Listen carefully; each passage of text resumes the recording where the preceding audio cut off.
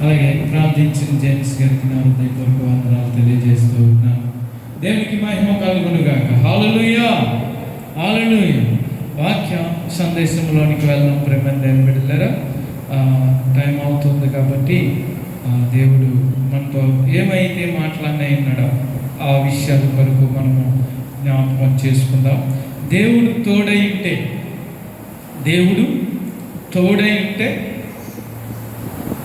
ఏం జరుగుతుంది, లేకపోతే ఎలా ఉంటాం అన్నది కొన్ని విషయాలు మనం జ్ఞాపకం చేసుకుందాం. దేవుడు కొంతమంది భక్తులకు, బైబిల్లో చాలామంది భక్తులకు దేవుడు ఏమై ఉన్నాడు? తోడై ఉన్నాడు. ప్రేమని బిడ్డలు, ఎలా తోడై ఉన్నాడు అంటే ఇక అది మనం వర్ణించలేము, అంతగా తోడై ఉన్నాడు. దేవుడు తోడై ఉన్నాడు అని మనం చదువుతున్నాం. దేవుడు తోడై ఉన్నాడు, దేవుడు కాపాడుతాడు అని మనం వింటూ ఉన్నాం, బైబిల్లో చదువుతూ ఉన్నాం.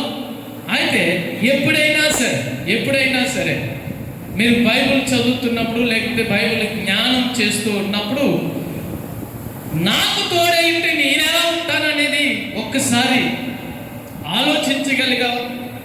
నాకు దేవుడు తోడై ఉన్నాడా? తోడై ఉంటే నేను ఎలా ఉంటున్నాను? దేవుని సన్నిధిలో ఎలా నడవగలుగుతూ ఉన్నాను అన్నది ఒక్కసారి ఆలోచించాలని ప్రభు పేరిట మనం చేస్తూ ఉన్నాను. ప్రేమని బిడ్డలారా, మొట్టమొదటిగా భక్తుడైన అబ్రహాముకు దేవుడు తోడై ఉన్నాడు. అవునా కదా? అబ్రహాముకు దేవుడు తోడై ఉన్నాడు. చూడండి, అబ్రహాము గురించి అపోస్తలుడైన పౌలుకి తెలుసా? అబ్రహాము గురించి అపోస్తలుడైన పౌలుకి తెలుసా? తెలీదా? తెలియదు. అవునా కదా? ప్రియమైన అబ్రహాము గురించి పౌలు గారు వివరిస్తూ ఉన్నారు. ప్రియమైన బిడ్డలు, అబ్రహాము గురించి పౌలు గారు వివరిస్తున్నారు. వివరించడంలో ఎలా వివరిస్తున్నాడు అంటే మనకి అందరికీ తెలుసు. అబ్రహాం ఆదికాండం 12వ అధ్యాయంలో దేవుడు అబ్రహాముని పిలుచుకున్నాడు. ఎలా పిలుచుకున్నాడు? ఒకసారి చదువు. ప్రియమైన ఒకసారి చదువు. ఆదికాండం 12వ అధ్యాయం 1వ వచనం.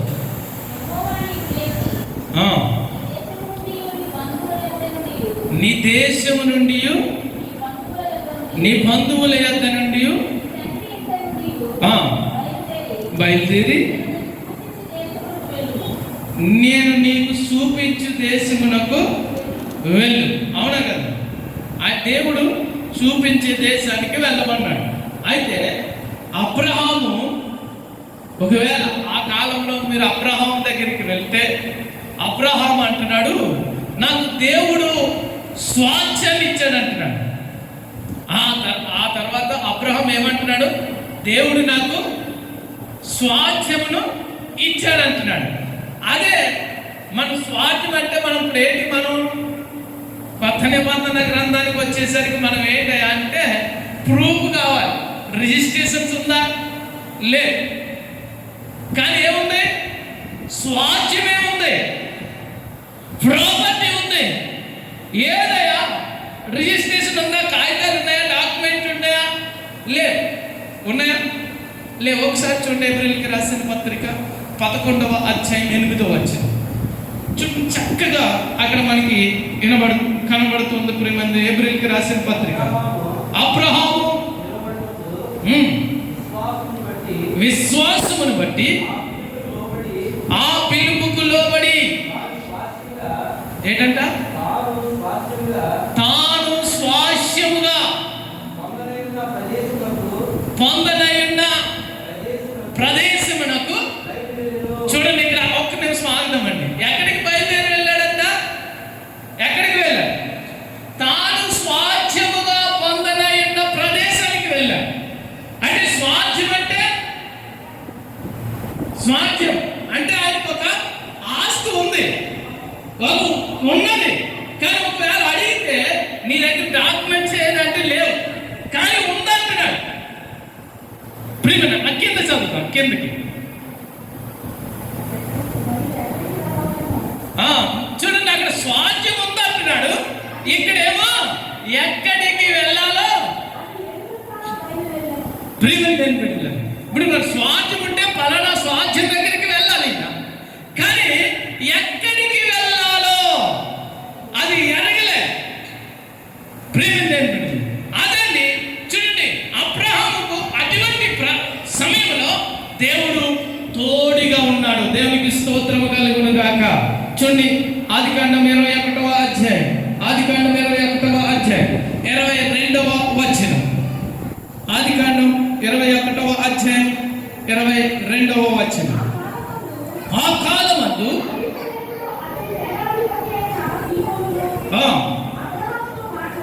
అబ్రహాముతో మాట్లాడి, నీవు చేయు పనులన్నిటిలోనూ దేవుడు నీకు తోడై ఉన్నాడు కనుక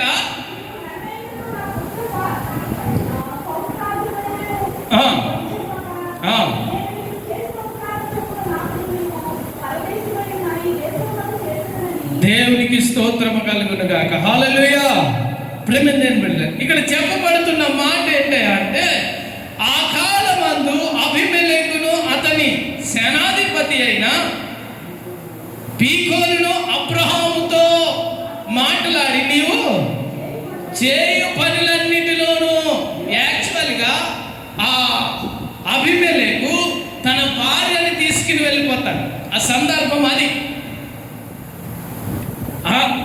తన భార్యను తీసుకుని వెళ్ళిపోతాడు. కానీ అక్కడ చెప్తాడు, సారా అమ్మగారితో చెప్తాడు అబ్రహాం గారు, అమ్మా నేను బ్రతకాలి అంటే నీవు నా సహోదరు అని చెప్పబడ్డాను. ప్రేమదేని బిడ్డలారా, కాబట్టి నేను అలాగే చెప్పబడ్డాను. కాబట్టి ఒక నరుడు ఆశీర్వదింపబడిన వాడు, ఆయనకి నేను ఎలా ఉన్నాడంట?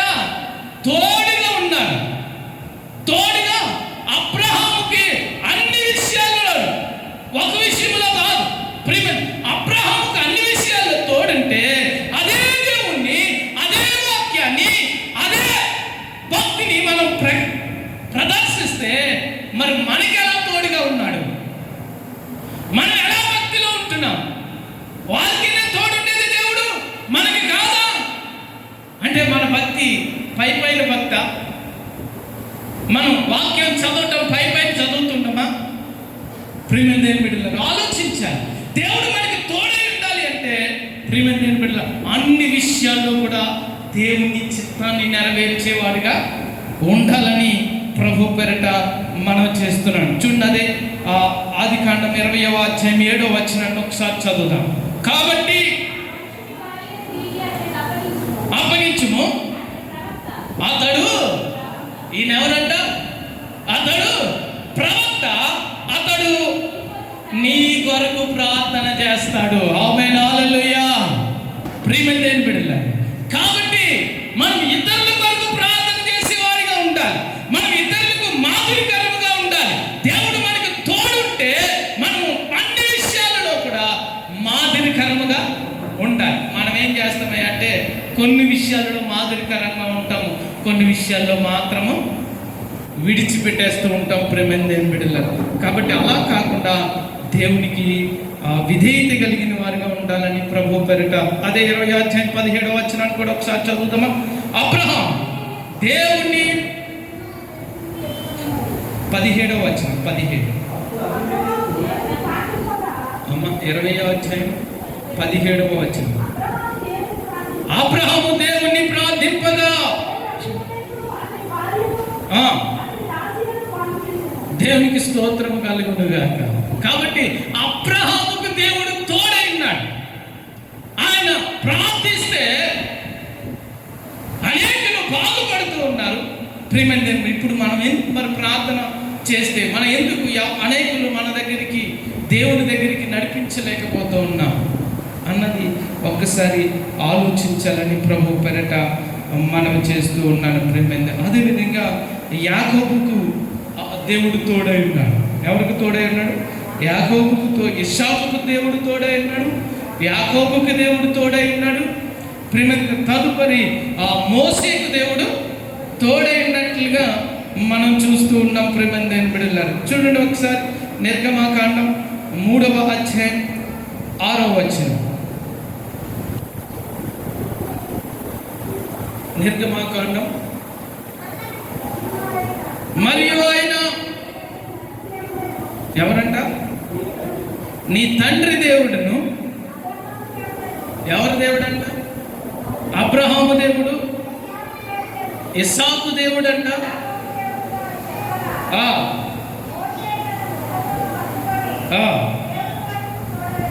దేవునికి స్తోత్రము కలుగును గాక. హల్లెలూయా.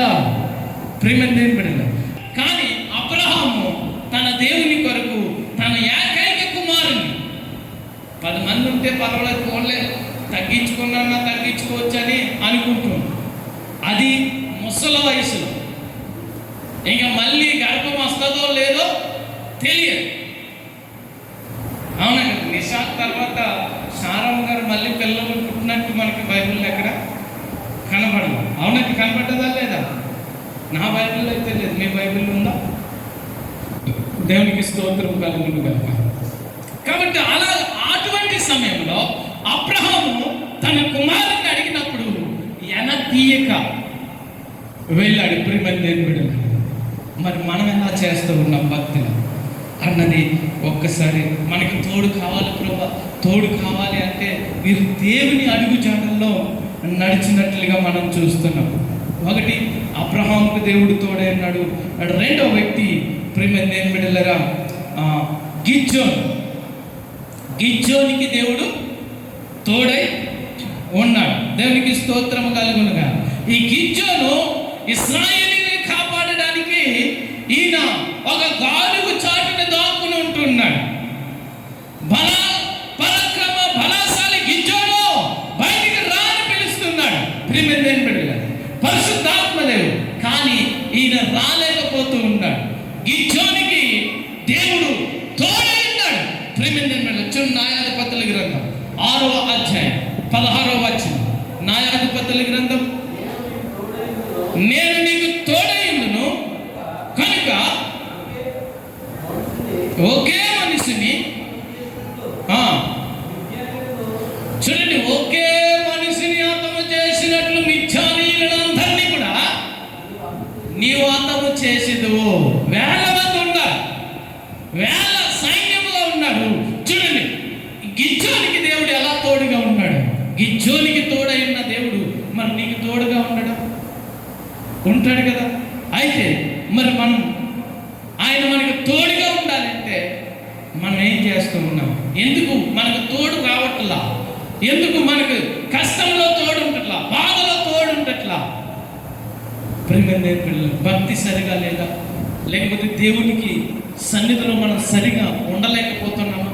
దేవుడు వారికి తోడుగా ఉన్నాడు, మరి మనకెందుకు తోడుగా ఉన్నాడు? దేవుడు ఎంత మాత్రం పక్షపాతి కాదు. అందరినీ ఒకే రీతిగా చూడండి. ప్రభువుని నమ్మిన వారి మీద ఎండ వస్తుంది, ప్రభువుని నమ్మని వారి మీద కూడా ఎండ వస్తుంది. ప్రేమ అంటే దేవుడు వారి మీద కురిపించి మన మీద కురిపించే స్వార్థమైతే ఆయనకి లేదు. ఒకే కొలమానంలో కొలగలిగిన దేవుడు ఆయన. కాబట్టి ఆయనను మనము ప్రేమ బిడ్డలారా, ఆయన మనకు తోడు ఉండాలి అంటే ఆయన అడుగు చాడల్లో నడవాలని ప్రభు పెరట మనం చేస్తూ ఉన్నాం. యెషయా గ్రంథం 41వ అధ్యాయం, యెషయా గ్రంథం 41వ అధ్యాయం 9వ వచనం. యెషయా గ్రంథం 41వ అధ్యాయం 9.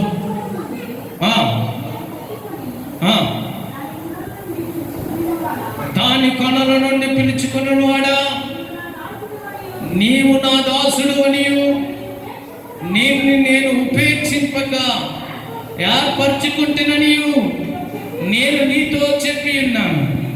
నీకు తోడై ఉన్నాను, భయపడకము, నేను నీ దేవుడినై ఉన్నాను, దిగులు పడకము, నేను నిన్ను బలపడతాను, నీకు సహాయము చేయువాడును నేనే, నీతి అను నా దక్షిణ హస్తముతో నిన్ను ఆదుకొనును. దేవునికి స్తోత్రము కలుగును గాక.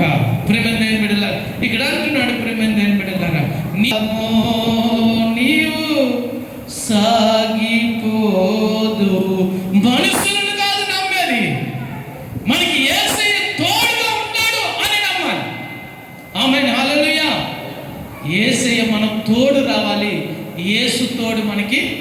కావాలని ప్రభు పెరట మనం చేస్తూ ఉన్నాను. ప్రేమైన దేవుని బిడ్డలారా, చూడండి యెహోషువ గ్రంథం 1వ అధ్యాయం 5వ వచనం. యెహోషువ గ్రంథం 1వ అధ్యాయం 5వ వచనం. హల్లెలూయా.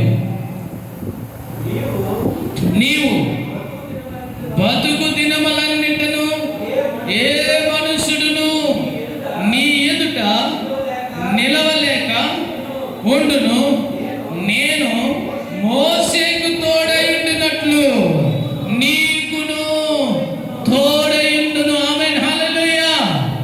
నేను మోషేకి ఎలా అయితే తోడైన్నానో నేను నీకును కూడా అలాగే.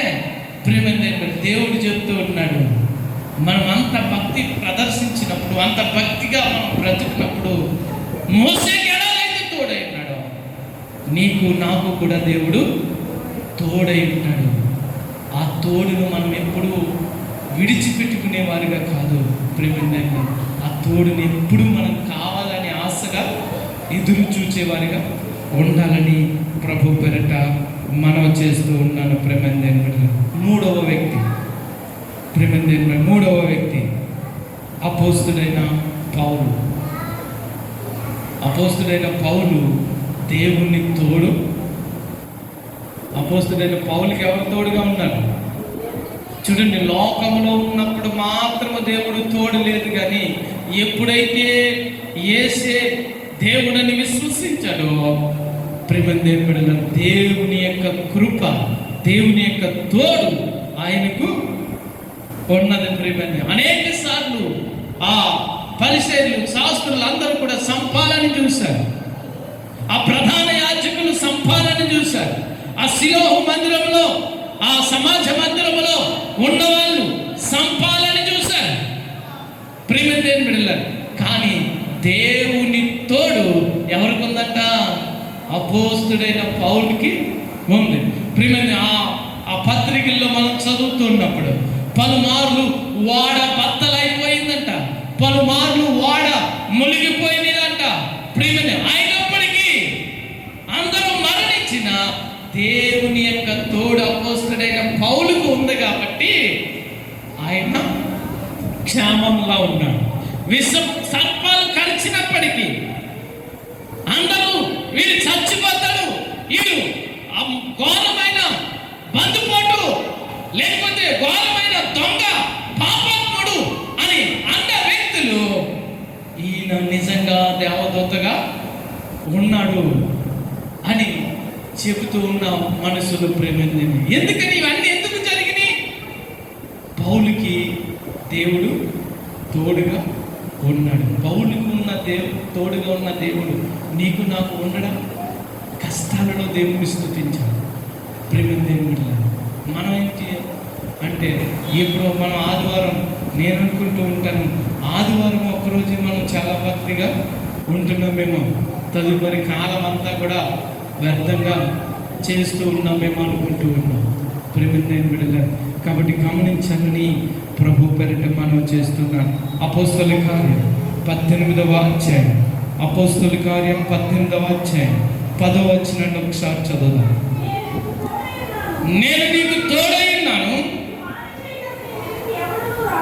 హాని చేయటకు నీ మీదకి ఎవడును రాడు. ప్రేమిందేని బిడ్డలారా, ఎవరు తోడుగా ఉన్నాడంట? దేవుడు తోడుగా ఉన్నాడు. ఎవడు వస్తాడు నిన్ను హాని చేయడానికి? ఎవడు రాడు. ఎందుకని? దేవుడు తోడుగా ఉన్నాడండి. దేవుడు తోడు మనకు కావాలని కోరుకోవాలి. ప్రియ సహోదరులారా, ఎవరు తోడు కోరుకోవాలి? మనం దేవుడు తోడు కోరుకోవాలని ప్రభు పేరిట మనం చేస్తూ ఉన్నాడు. మత్తయి సువార్త 28వ అధ్యాయం 20వ వచనం. మత్తయి సువార్త 28వ వచనం. నేను మీకు ఏ ఏ సంగతులను ఆజ్ఞాపించుతునో. ప్రియమైన దేవుడు తోడుగా ఉండాలంటే ఏం చేయాలి?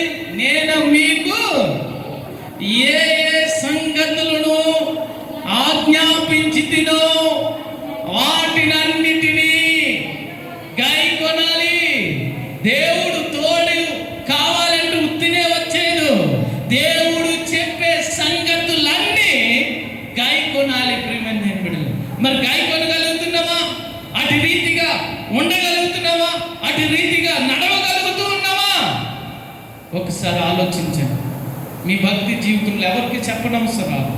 ప్రియమైన దేవుని బిడ్డలు, నిజంగా దేవుడు ఏ సంగతులు మనకి ఆజ్ఞాపించాడు, ఎలా ఉండాలి, ఎలా నడవాలి, నేను తోడై ఉండాలి అంటే, నేను కాపాడాలి అంటే ఎలా నడవాలి, ఎలా ప్రార్థించాలి, ఎప్పుడు ప్రార్థించాలి, ఎంతసేపు ప్రార్థించాలి, ఎంతసేపు వాక్యం చదవాలి, ఎంతసేపు నీ సన్నిధిలో నేను జ్ఞానము చేయాలి అన్నది ఒకసారి ఆలోచించండి.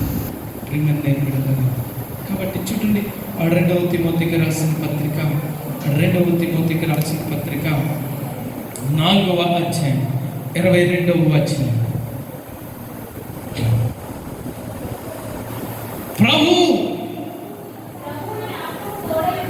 ప్రభు నీ ఆత్మకు తోడైండును గాక. దేవునికి స్తోత్రం. దేనికి తోడుంటాడంట? దేనికి తోడుంటాడంట? మన ఆత్మకే తోడు కావాలి. శరీరము దేవుని రాజ్యములో స్వతంత్రించుకోవడానికి వీలు లేదు. మన ఆత్మకు దేవుడు తోడే ఉంటాడంటే ఎంత భరోసా ఇస్తున్నాడు చూడండి. దేవుడు ప్రభువు నీ ఆత్మకు తోడే ఉంటాడంట. మన ఆత్మే ప్రభు రాజ్యంలో చేరగలిగేది. ఆ ఆత్మకే తోడై ఉంటానంటున్నాడు. ఆ ఆత్మ పాపములు ఆలోచనలు కానీ పడిపోకుండా ప్రభువే నీ ఆత్మకు తోడై ఉంటానని ప్రభు చెప్తూ ఉన్నాడు. ప్రియమైన దేవుని బిడ్డలారా, ఫిలెమోనుకు రాసిన పత్రిక 25వ అధ్యాయం. మన ప్రభువైన యేసుక్రీస్తు, ప్రియమైన దేవుని బిడ్డలారా, ఇక్కడ ఏమని చెప్తున్నాడు? ఎవరికి తోడుగా ఉంటున్నాడంట? ఆత్మకు తోడై ఉంటున్నాడంట. ప్రియమైన దేవుని, ఎందుకు? ఆత్మ భయంకరమైన నరకంలోనికి పోకుండా, ఆత్మ భయంకరమైన పరిస్థితులు, వేదనకరమైన ప్రాంతం దగ్గర ప్రదేశంలోనికి వెళ్ళిపోకుండా దేవుడు ఆత్మ మనకి తోడై ఉంటానని దేవుడు చెబుతూ ఉన్నాడు. ప్రియమైన దేవుని బిడ్డలారా, అంతేకాదు ప్రియమైన గలతీయులకు రాసిన పత్రిక 6వ అధ్యాయం 18వ వచనం. సహోదరులారా, ప్రభు అయిన యేసుక్రీస్తు, ఇప్పుడు మళ్ళీ ఎవరు తోడైనప్పుడు ఇక్కడ అక్కడ ఆత్మ తోడైనాడు. ఇక్కడ యేసుక్రీస్తు ప్రభులు వారి కృప మీ ఆత్మకు ఉండును గాక. ప్రభువే ఉంటాడంట మనతో. ఆమేన్, హల్లెలూయా. కాబట్టి అంత భరోసా దేవుడు మనకు ఇస్తూ ఉన్నాడు. ఆయన తోడు కావాలని కోరుకోవడం వద్దన్నవాడు ఎవరు లేరు. మరి కావాలి అంటే ఆయనకి తగ్గట్లుగా మనం నడవాలి. అవునా కదా? ఆయనకి తగ్గట్లుగా మనం వ్యవహరించాలి. ఆయనకి తగ్గట్లుగా మనం మాట్లాడాలి. ఆయనకి తగ్గట్లుగా మన నడవడిక ఉండాలి. ఉందా? ఒకసారి ఆలోచించాలని ప్రభు పరిత మనం చేస్తున్నాం. రోమీయులకు రాసిన పత్రిక 16వ అధ్యాయం 20వ వచనం. 16వ అధ్యాయం 20వ. సమాధానకర్తయగు దేవుడు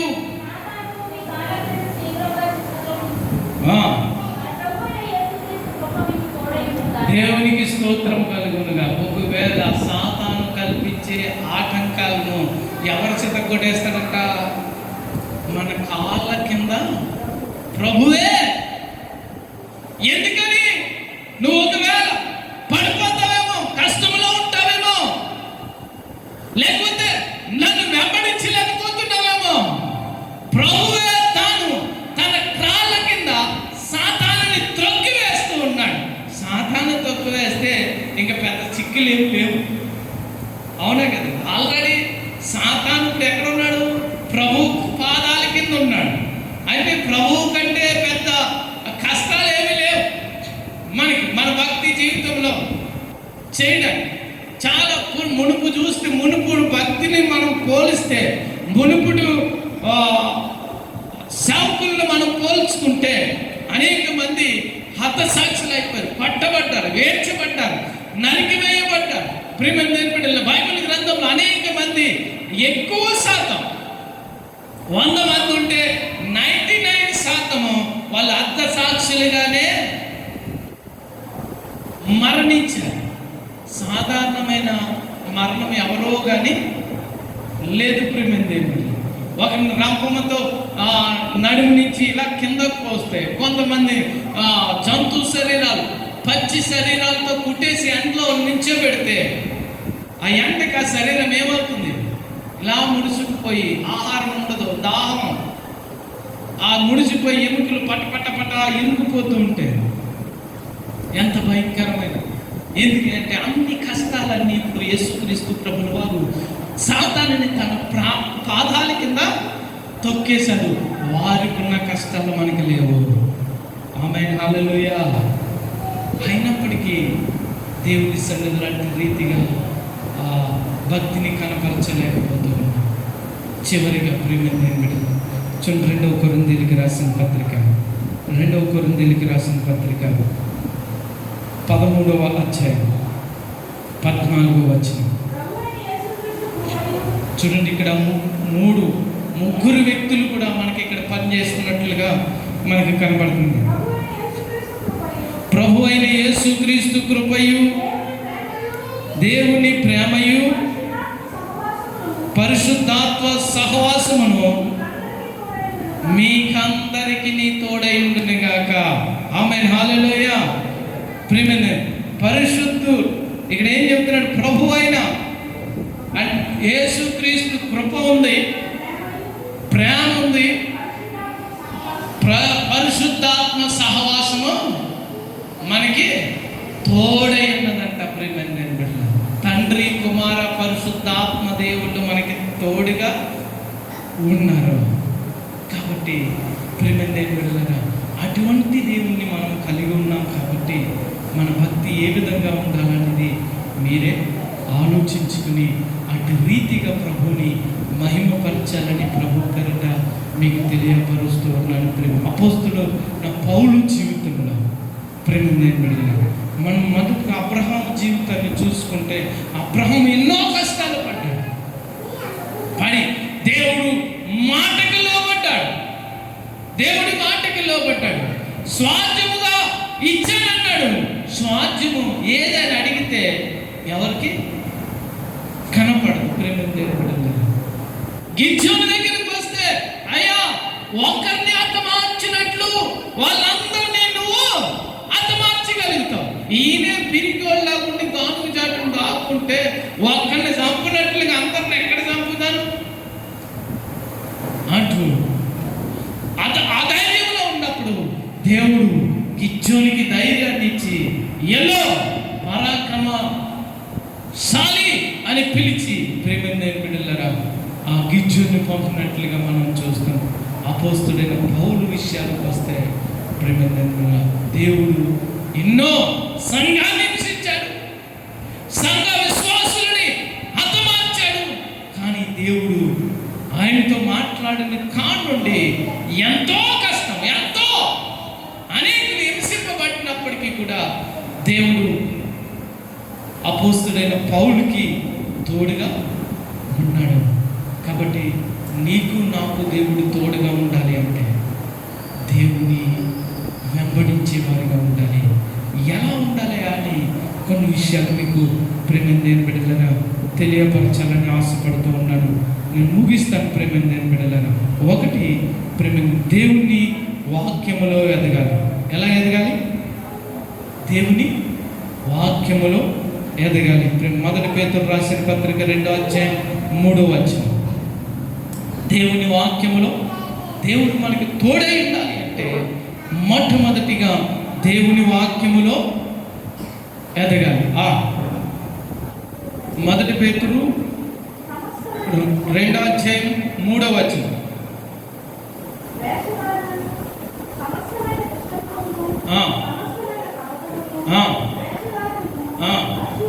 అశ్లీలు మాని